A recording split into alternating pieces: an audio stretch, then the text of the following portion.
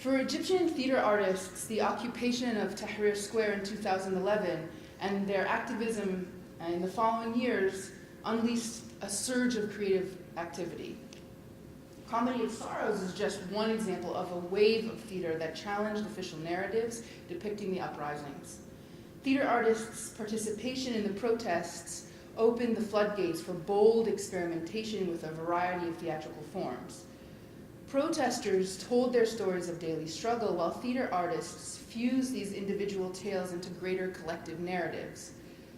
The performances and theatrical texts embedded dynamic and chaotic events into a larger story of revolt and liberation.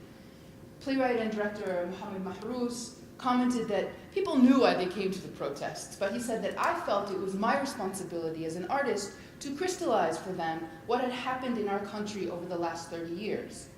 Theater director and journalist Sandos Shabayat, this is Sandos here, creator of Tahrir Monologues, declared that dramatic storytelling is one of our strongest tools for self-empowerment and resistance. By forging a narrative of Egypt's recent past from the perspective of popular protest, both artists and audiences move towards reclaiming their history from the mainstream media and politicians. Theater was instrumental in this quintessentially democratic moment. It was a way of mobilizing people, of having a conversation, crystallizing goals, and it was a way for grassroots activists to counter official narratives. Now, I'm a theater artist. I think theater can influence people as many other forms of art can. I'm not under the illusion that theater one performance can change the world, but I absolutely think that a lot of this theater did start important conversations, provoke important discussions, and one thing that's important to understand is that the Egyptian theater artists, and this is not true of all of the theater communities that I've started to look at from a more global perspective of the engagement of theater artists in recent protest movements, not all of the theater communities were as actively engaged as the Egyptian theater artists, or in such, I would say, the majority of theater artists were heavily involved. So the work of Egyptian theater artists offers complex insider perspectives that stand in stark contrast to the hackneyed dichotomies routinely offered in the official or the mainstream Egyptian media, and also the Western media, to be honest. Many respected news sources and scholarly accounts were very quick to portray the Egyptian revolutionary struggle as a conflict between liberals and conservatives, between modern progress and reactionary forces, or moderate and extremist politics. Against these persistent monochromatic tropes, Egyptian dramatists opened up a new set of categories. They opened up categories politically, temporally, and spatially. Politically, these dramatic works depict the revolution as a broad-based movement for collective and social economic justice. Temporally, these works situate the recent uprisings within a long history of popular unrest. Rather than a spontaneous event triggered by misguided government policies or even several years of economic hardship, the plays engage structures of inequality in Egyptian society, so they're engaging the structures of inequality, and expose the revolutionary movement's deep-seated roots in anti-colonialism and labor activism. Spatially, the texts problematize the notion of a uniquely Egyptian revolution or even a, quote, Arab Spring. And they draw unintuitive connections to events happening outside the Middle East. Without neglecting the specificity of the Egyptian case, they link Egypt to events in places as far afield as Istanbul, Madrid, Athens, and even New York. And just to tell you that I am also a theater director and a translator, and so a lot of my interest in this work, of course I'm interested in understanding what's happening in Egypt, what's happening in the Middle East, but I also view these plays as something that speaks to my American audiences. That's who I'm primarily creating theater for. And I believe that the themes that are explored here, the categories that these plays open up, have something to teach American audiences about our own society. So these plays are not only a way that we as Americans can learn about them, the other people over there, but in fact, these texts are engaging with themes that are relevant for the way we need to challenge ourselves to think about Western and American society.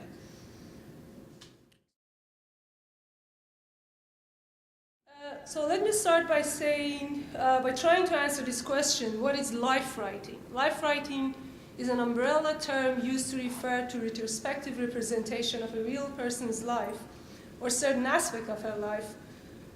So memoirs, biographies, autobiographies, oral stories, travelogues, and weblogs, among other forms, that present an actual person's life or aspects of her life all fall within the realm of life writing. Life writing is a human activity that is presented through the technology of writing. However, this genre did not seem to be so popular among Iranian writers, specifically Iranian women writers, until quite recently. As a matter of fact, as late as 1990, Iranian-American scholars Farzaneh Milani, Afsaneh Ajmohammadi, and some of their other colleagues were intrigued by the lack of the popularity of this genre among Iranian women writers and decided to search the issue. Milani concluded that in the Iranian culture, with its strong Sufi traditions that prohibit self-celebration, writing an autobiography was traditionally considered immodest. For women who were expected to be silent and patient, writing an autobiography was especially considered a shameless act of revealing the private. This is consistent with my own findings in studying the earliest examples of autobiographical writing by Iranian women. In looking for a strong female I, and I mean the capital I have looked at inscriptions from ancient Persia to travelogues, chronicles, and journals from early Perso-Islamic Iran. And you have here you have inscriptions from Cyrus the Great to later on Tarikh Bayhaqi and all of this that I'm actually currently working on. But it's only in Qajar era, that's the period of 1785 to 1925, that we start to have women writing their experiences. So again, I haven't seen, and I've looked through them, I haven't seen any inscriptions where there is a strong female I that is addressing anybody else. I don't know. But they may always be found. It's an archaeological work, so we don't know that.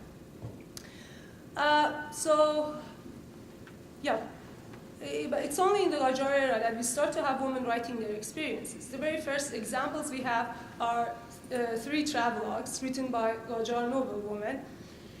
One is the Makkah travelogue of Farhad Mirza's daughter, written in 1880, the Tehran travelogue of Khabar Bibi Shadlu, written in 1904, and the Fars travelogue of Sakineh Sultan Waqar-ud-Dawla, written in 1906. Again, a disclaimer, there may have been others that have not survived or just they haven't been found, but these are the ones that we are aware of. The first travelogue is about a pilgrimage to Mecca. The latter 2 are about trips taken for a pending wedding in which each of the writers were accompanying a bride to her betrothed's hometown. In the first travelogue, Farhad Mirza's daughter clearly mentions that she's writing this for the ladies of the court. She says that she's noting the costs of everything for those ladies who are thinking about taking this trip.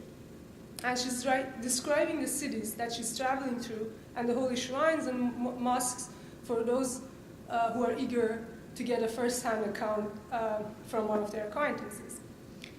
The 2 wedding travelogues, as I call them, are also mostly written for other women who wanted to share the experience but couldn't make the trip. But all 3 of these travelogues share certain style characteristics. They're full of detailed descriptions, they're written in informal Persian, and use common idioms that were used at the time. They even have some spelling mistakes. It is clear that they were meant to be read by a small group of women. Farhad Mirza's daughter even says that since she's writing so quickly, whenever she finds time during her trip, her handwriting is so bad that no one can read it, and she must herself read it to the ladies. However, writing for women, for other women, does not mean that they have any outstanding critical view about women's issues that challenges the status quo. Rather, they seem to be mainly a continuation of everyday private conversations of women, taking for granted the status quo of women's place in society. For instance, In a Mecca travelogue, the writer's lack of self-confidence as a woman emerges time and again in her writing. At several occasions, she mentions how men do whatever they want. Quote, if one is a woman and does not matter who she is, the man will always get their way. It's because she's a noble woman, she's paid one of her co-travelers to take her to a certain city, but they just decided not to. They decide to ignore what she says. And that's the only time you hear her mentioning this issue. On the other occasion, she blames her forgetfulness on being a, quote, intellectually deficient woman, end quote, but then quickly regrets, quote unquote, defaming other women and says, oh God, I'm tired of making an excuse worse than the sin itself. However, Khabar Bibi's privileged background, and this is in one of the wedding memoirs, and education is slightly reflected in her writing when she makes reference to Alexander Dumas' The Count of Monte Cristo. She also makes some comments about the state of the poor and the lack of good postal system in Iran, but she doesn't go any further than that. But the first solid example of Iranian woman's autobiography, The Memories of Safaneh, written in 1940, but appeared in print in 1983, it's written by an Iranian princess of Qajar dynasty, despite being raised in Nasruddin Shah's harem, where the Shah's ardor and egotism had gathered hundreds of women constantly competing for his attention. Safaneh managed to grow beyond the shallowness and materialism of her surroundings and became one of the first enlightened and progressive Iranian women of her time. She's been called a feminist and a socialist. In her memoirs, she's very outspoken in criticizing patriarchy and the backwardness of her brother, Muzaffaruddin Shah. Her criticism is not just pointed at her father and her brother who ruled the country, but also at the harem women for what she calls, quote, their laziness and their preoccupation with materialism and petty concerns, end quote. She criticizes men for not supporting women's freedoms. For example, she addresses her male teacher, for whom she's actually primarily writing the memoir. And she says, oh, my teacher, you who are an educated man and recognize the evils of the veil, why do you not take the woman of your house, your large family, your tribe, by hand and lead them outside? How long must you continue to be these poor women's servant, or to put more accurately, their lord and master? Safaneh argues and refers to many examples in her own life and the lives of Iranian women in general to show how limiting women ultimately brings suffering to the men themselves and the nation in general.